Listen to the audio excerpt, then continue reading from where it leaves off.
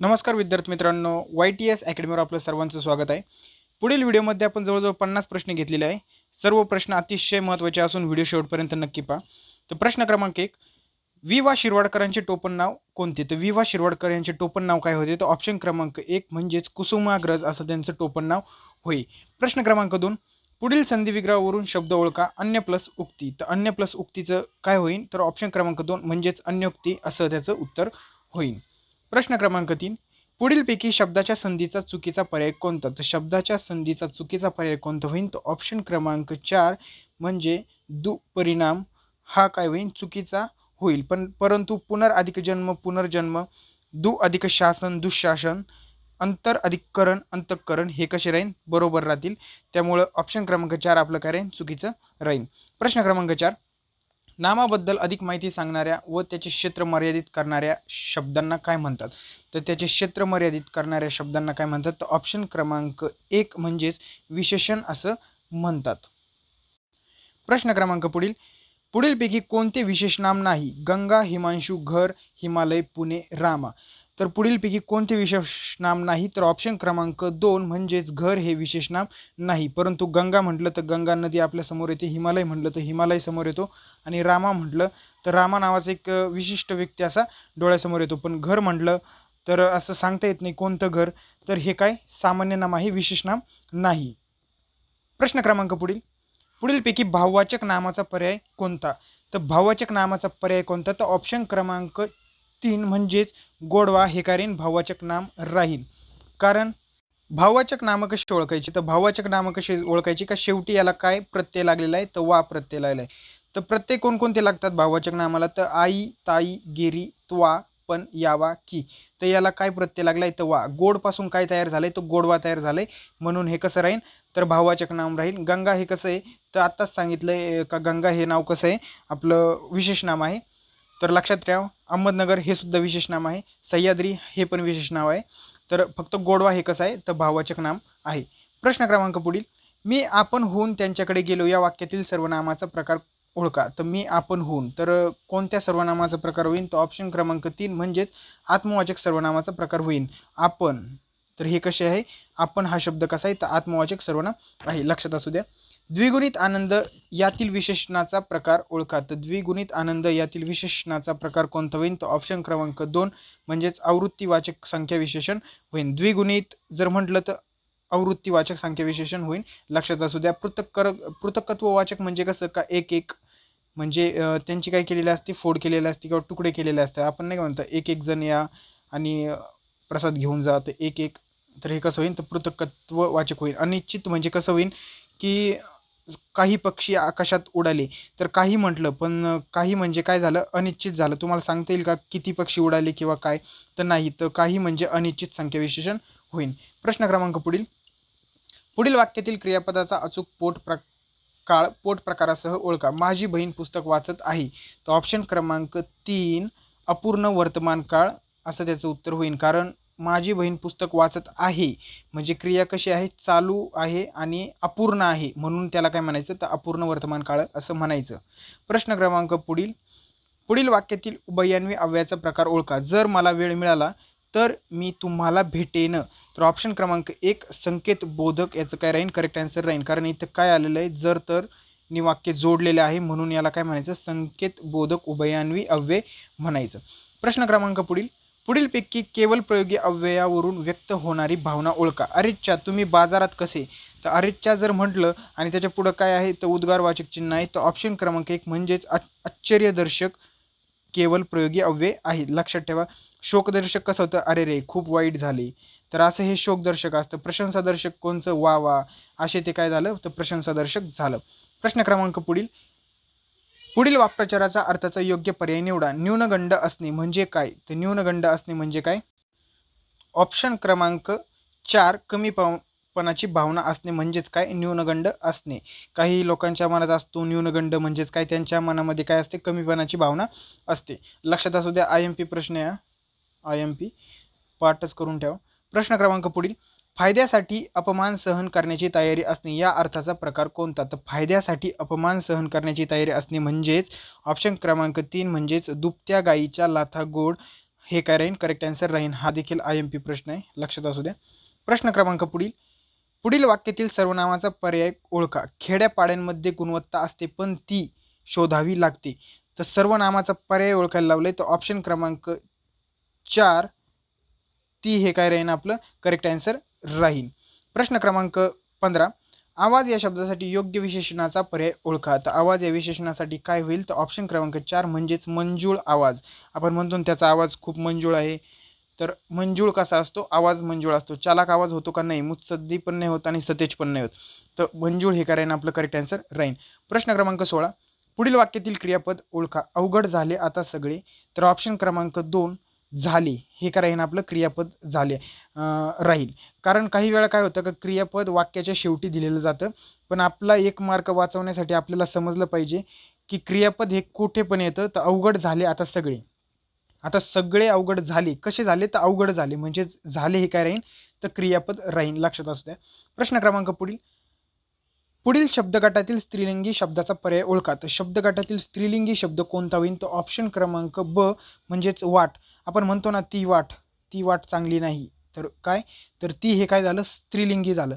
तो मार्ग, तो पथ, तो रस्ता हे कसे झाले तर पुल्लिंगी झालेत, परंतु मार्ग हे काय झाले तर स्त्रीलिंगी झाले, लक्षात असू द्या. प्रश्न क्रमांक 18 पुढील शब्दगटातील एकवचनी शब्दाचा पर्याय ओळखा. तर एकवचनी शब्दाचा पर्याय कोणता होईल तर ऑप्शन क्रमांक 3 खेडे. एक खेडे आणि खेडी, लक्षात ठेवा. पेढे नाही होत, वेडे नाही होत आणि रेडे पण नाही होत. तर खेडे हे कसा राहीन आणि एकवचनी शब्दाचा पर्याय राहीन. प्रश्न क्रमांक 19 पुढील वाक्प्रचाराचा योग्य अर्थ कोणता. खडे चारणे. तर खडे चारणेचा काय अर्थ होतो तर ऑप्शन क्रमांक 4 म्हणजेच पराभव करणे. आपण म्हणतो ना कुस्तीमध्ये त्याला चांगलेच खडे चारले म्हणजे काय त्याला चांगलंच पराभूत केलं. तर खडे चारणे म्हणजे काय तर पराभूत करणे, लक्षात असू द्या. प्रश्न क्रमांक 20 पुढील शब्दाचा योग्य विरुद्धार्थी शब्द कोणता. क्षणभंगूरचा विरुद्धार्थी विचारले तर ऑप्शन क्रमांक 3 म्हणजेच चिरंजीवी. आपण म्हणतो ना जीवन हे फारच क्षणभंगूर आहे, परंतु चिरंजीवी हा काय होईल त्याचा विरुद्धार्थी शब्द होईल म्हणजेच ऑपोजिट वर्ड होईल. तर लक्षात असू द्या क्षणभंगूर म्हणजे कमी काळ टिकणारे आणि चिरंजीवी म्हणजे जास्त काळ टिकणारे, चिरकाल टिकणारे. क्षणभंगूर म्हणजे काय कमी काळ टिकणारे, लक्षात असू द्या. प्रश्न क्रमांक पुढील शब्दसमूहाबद्दल योग्य शब्द निवडा. कर्तव्याकडे पाठ फिरवणारा. तर ऑप्शन क्रमांक 4 म्हणजे कर्तव्य परामुख हे कारण करेक्ट आन्सर राहील. हा देखील IMP प्रश्न आहे. प्रश्न क्रमांक पुढील शब्दासाठी योग्य शब्द असलेल्या शब्दसमूहाचा पर्याय निवडा. मदारी. तर मदारी कोण असतो तर मदारी हा ऑप्शन क्रमांक 4 म्हणजेच माकडांचा खेळ दाखविणारा हा कोण असतो तर मदारी असतो, लक्षात असू द्या. असे प्रश्न परीक्षेला येतात आणि यावर भरपूर मुले चुकतात. काही जणले तर हत्तीवरून फेरी फिरवणारा, सापाचा खेळ दाखवणारा, उंटावरून फेरी फिरवणारा, परंतु मदारी म्हणजे काय माकडाचा खेळ दाखविणारा, उंटाचा फेरी दाखविणारा. उंटाच्या जे पाठवीर असते त्याला काय म्हणतो आपण मदारी म्हणतो. आपण लगेच ऑप्शन क्रमांक 1 देतो, पण माकडाचा खेळ दाखवणारा म्हणजे काय मदारी असतो. IMP प्रश्न लक्षात असू द्या. प्रश्न क्रमांक मारुतीचे शेपूट या अलंकारिक शब्दाचा योग्य अर्थ कोणता. तर मारुतीचे शेपूट ऑप्शन क्रमांक 2 लांबत जाणारे काम म्हणजेच मारुतीची शेपूट आपण असे म्हणतो, कारण मारुतीची जी शेपटी होती ती भरपूर लांब होती असं म्हणतात, म्हणून मारुतीची शेपूट म्हणजे काय लांबत जाणारे काम. प्रश्न क्रमांक 24 बाहेरून अजिबात डौल न दाखविणारा गुणी मनुष्य या अर्थासाठी योग्य अलंकारिक शब्द कोणता. तर ऑप्शन क्रमांक 3 म्हणजे झाकले माणिक. काय होईल तर झाकले माणिक आपलं करेक्ट आन्सर राहील. प्रश्न क्रमांक 25 आज शाळेला सुट्टी होती. विभक्तीचा प्रकार ओळखा. तर विभक्तीचा प्रकार ओळखायला विचारले तर ऑप्शन क्रमांक 1 म्हणजेच चतुर्थी विभक्ती होईल. आता सलाते सलानाते हे काय द्वितीय आणि चतुर्थीचे देखील प्रत्यय आहेत, परंतु इथे कोणती विभक्ती होती चतुर्थी विभक्ती होती. तर चतुर्थी विभक्तीचा कारक काय तर दान, संप्रदान किंवा भेट.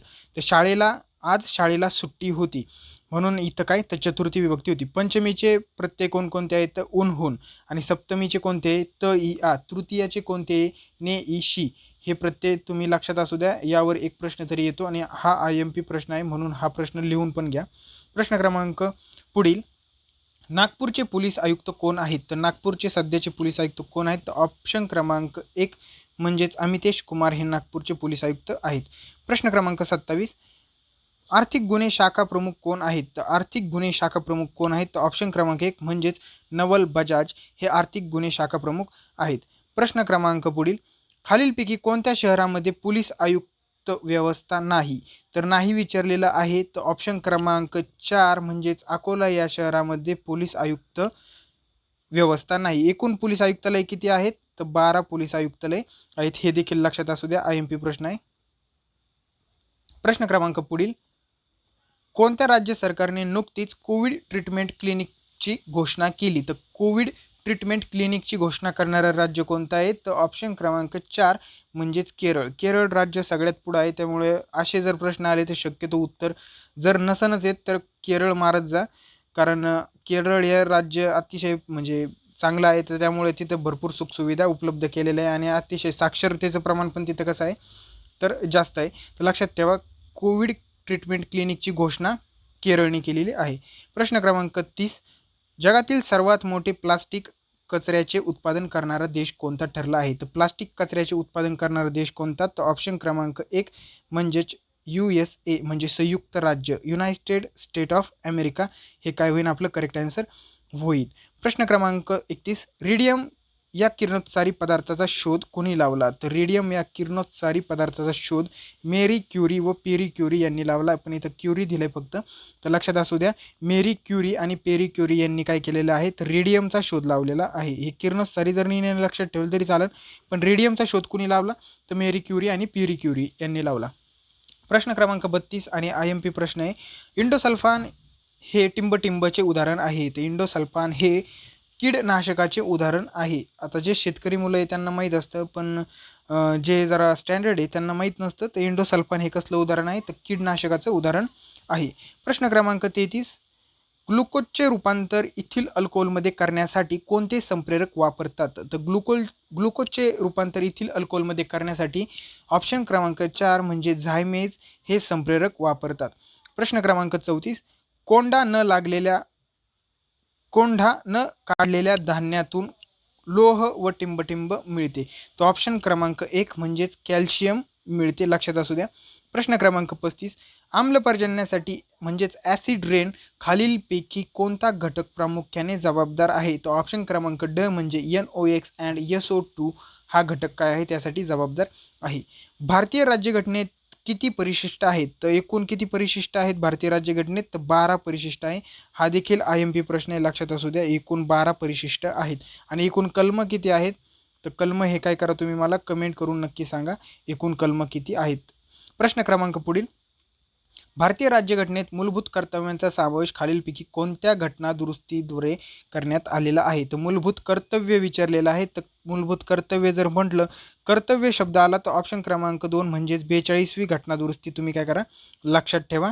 यालाच आपण काय म्हणतो, मिनी घटना पण म्हणतो, मिनी कॉन्स्टिट्यूशन म्हणजेच मिनी घटना असं पण म्हणतो, 42वी घटना दुरुस्ती. प्रश्न क्रमांक 38, भारताचा संविधानात्मक प्रमुख कोण असतो? तर भारताचा जो संविधानात्मक प्रमुख असतो तो कोण असतो? तर भारताचे आपले राष्ट्रपती असतात. तर यांना संविधानात्मक प्रमुख असं म्हटलं जातं आणि यांना नामधारी प्रमुख असं देखील म्हटलं जातं, कारण हे फक्त नावाला असतात. प्रश्न क्रमांक 39, कोणत्या घटना दुरुस्ती अन्वये राज्यघटनेतील संपत्तीचा अधिकार मूलभूत अधिकारातून वगळण्यात आला आहे? तर मूलभूत अधिकारापासून वगळण्यात आला आहे संपत्तीचा अधिकार. तर ऑप्शन क्रमांक 2 म्हणजे 44व्या घटना दुरुस्ती द्वारे तो काय करण्यात आलेला आहे, वगळण्यात आलेला आहे. तर मूलभूत अधिकार पहिले किती होते? तर पहिले 7 होते, आता किती झालेत? 6 झाले, कारण 7वा जो होता तो संपत्तीचा अधिकार होता, तो काय करण्यात आलेला आहे, रद्द करण्यात आलेला आहे. प्रश्न क्रमांक पुढील, राज्यसभेचे पदसिद्ध अध्यक्ष कोण असतात? तर अतिशय IMP प्रश्न आणि लिहून घ्या. तर राज्यसभा जर म्हटलं आणि पदसिद्ध अध्यक्ष जर म्हटलं तर उपराष्ट्रपती असतं, आणि अध्यक्षाच्या ऐवजी तर सभापती पण येतं. सभापती आणि अध्यक्ष हे दोन्ही शब्द कसे येतं, सिमिलर आहे, म्हणून लक्षात असू द्या. राज्यसभेचे पदसिद्ध सभापती कोण असतात? तर उपराष्ट्रपती हे असतात.